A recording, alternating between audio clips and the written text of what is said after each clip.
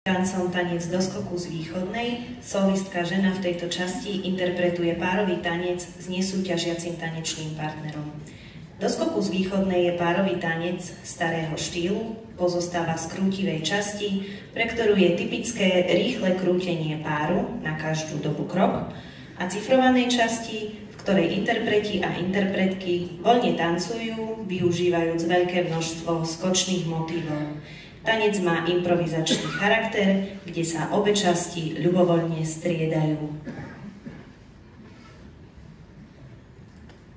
No a ja na pódiu vítam už Dariusa Pacholského a Kláru Sládečkovú.